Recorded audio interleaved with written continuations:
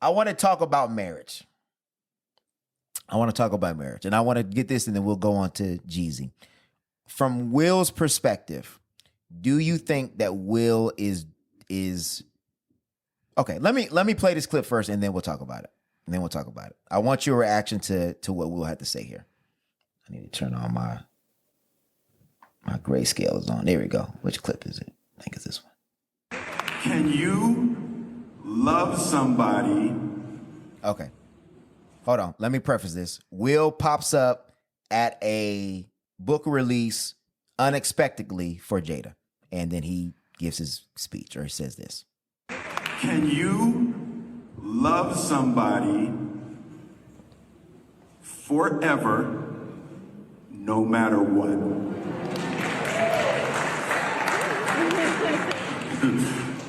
Oh, boy was like, I saw you, man. I saw your face.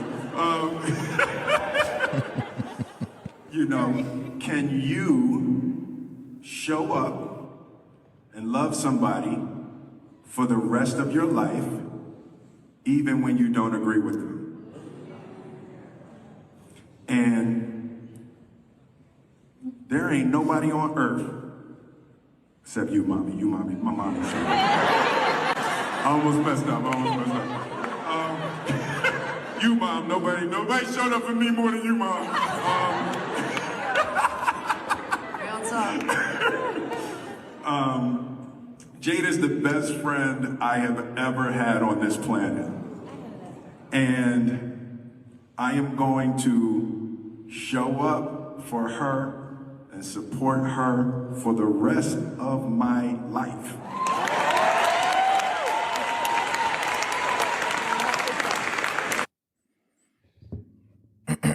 That's what I said. I don't feel like he is 100% on board, but he on board. He support her. Okay, so what? Okay, I think we passed that. Let's talk about marriage. What are your thoughts on his comments of his unwavering support of Jada in this society? I don't think that people feel that way anymore. Is that what marriage is supposed to be? Yes, but we are in an era of, if it's no longer serving me, I'm gone. And I feel people on that. I do. But again, I feel like it's up to the individual person, because at the end of the day, at some point in your marriage, I'm just being all the way real. I only been married, we going on 7 years. It's not gonna serve you at some point. I'm sorry. Now, how long that is, what that actually looks like, and the reasons behind it is gonna be completely different for everybody. But at some point, your marriage is not gonna serve you. It's just a fact. And what do you just leave? No. Now, in certain circumstances, does it come to that? Yes. I'm not one of those people that's like 100% against divorce. Right. I just feel like people go down that route far too easily. Yeah. Okay. I agree with you for about 99% of that. Obviously, you know where my values lie, and my values are, personal to me, but I do agree that the divorce option is too loose in this generation. I feel like, just like you said, if it is not serving me, then I'm gone. And it's almost as if we do not understand the vows that we say when we're saying them. And it's almost as if we do not understand what death do you part, life or death, health and sickness, what those really mean. And I feel like, and I said it before and I'll say it again, I think that there needs to be a more concentrated effort on pre-engagement counseling. There needs to be a more concentrated effort on the education of what marriage is.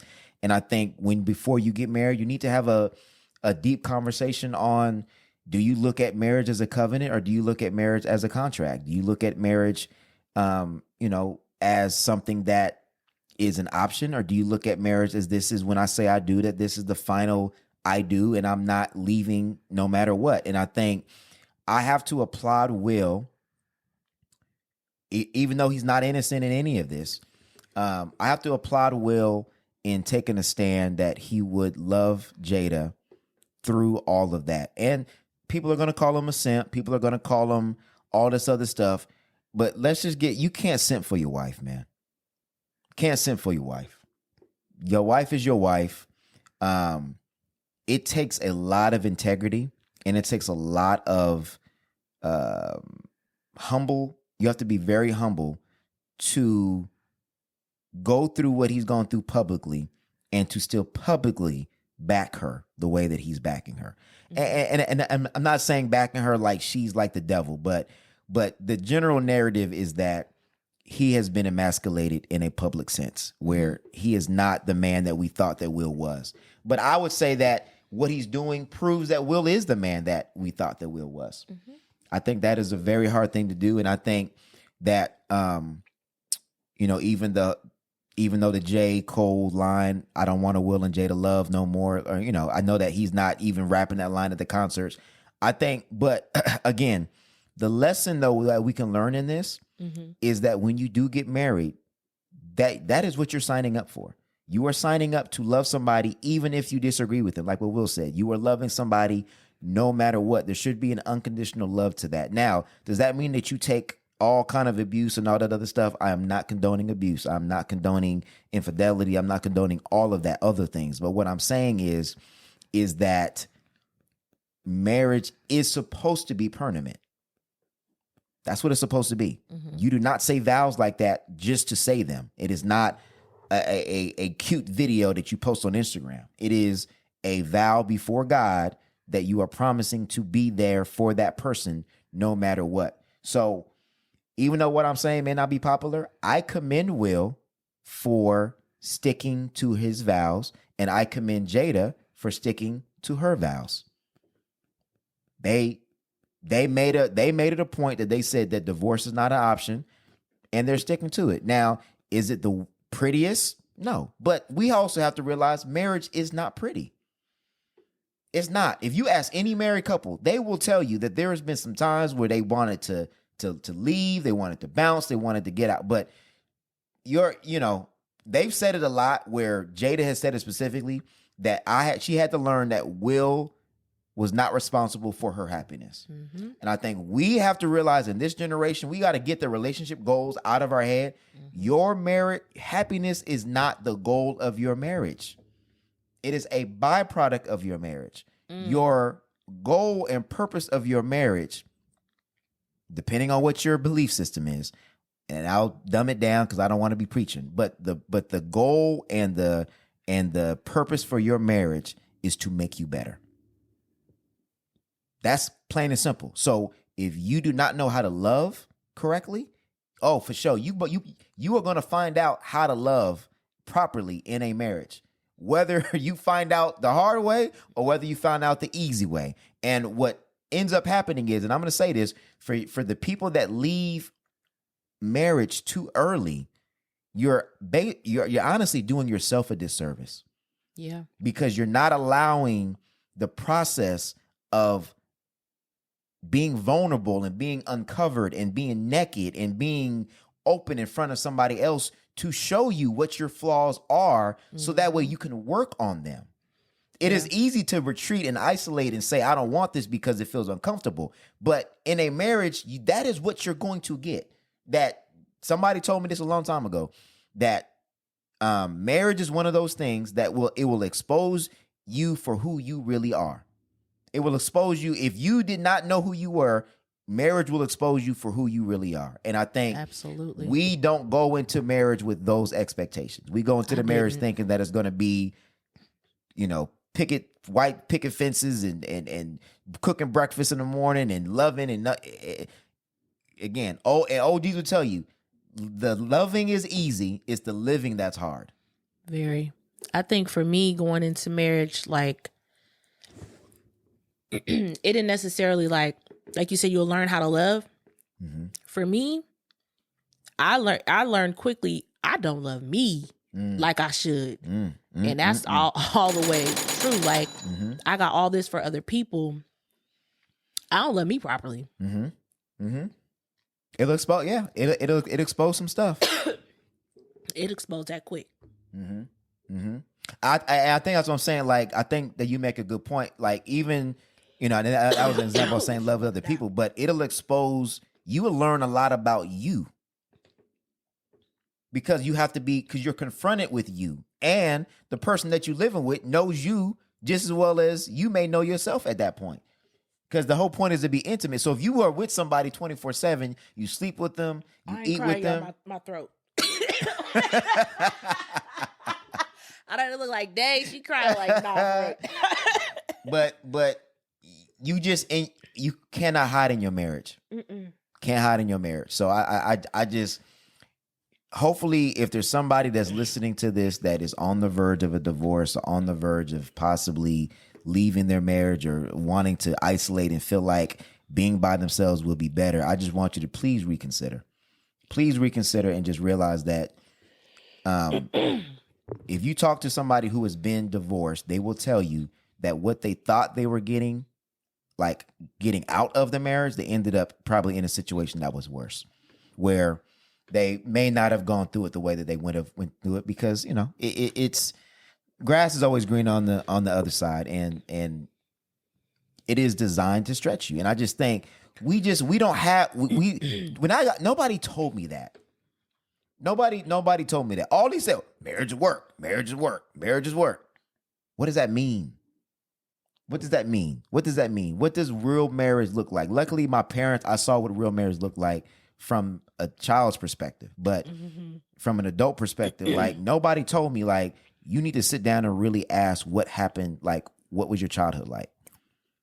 What are you carrying from your childhood into your marriage? Because again, if you don't, and we're going to get on to Jeezy, and I think this is a good segue. If you don't heal that inner child, that will definitely play out in your relationships. Yeah, for sure. In your marriage, for sure.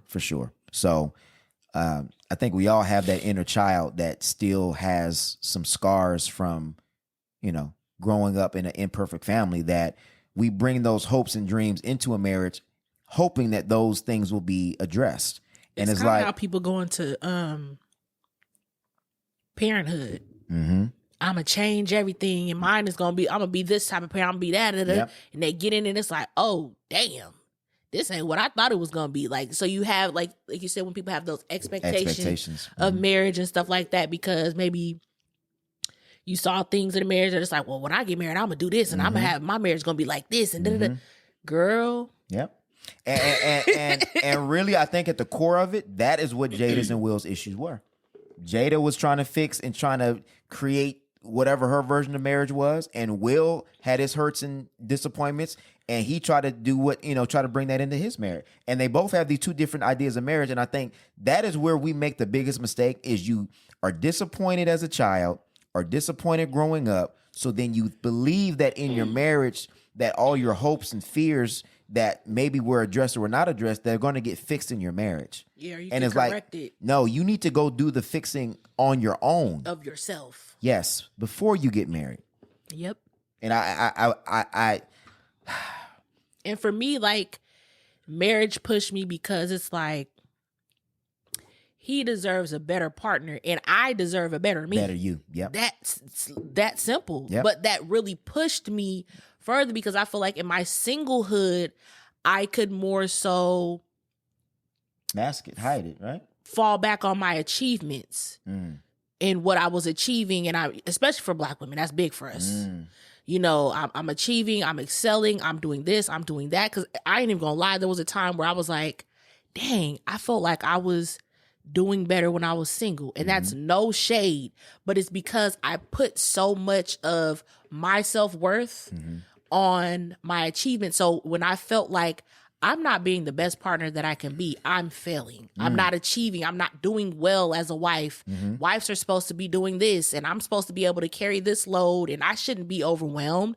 So you feel like you're failing, and I'm like, when I was single, I didn't feel that type of failure because it was just me. You didn't. There wasn't anybody depending on you. Right. You know what I'm saying? It wasn't a bigger vision that I'm a piece of, and, you know, all of, you know, my flaws and who I am and all of this can be taken away from our actual purpose and our vision, you know, as a couple. So it was like, it pushed me in that way of like, yeah, girl, so what you gonna do now? Like, that's a big thing for Black, especially the expectations of a wife. You know, it's a very heavy load of Taking being a care of the wife, house, a mother, cooking, all that that. is a lot. You Yep. see what I'm saying? So it's like when you feel like you are not meeting all of these outside and the cold part about it was all of these expectations and things that I was being overwhelmed by, he didn't care.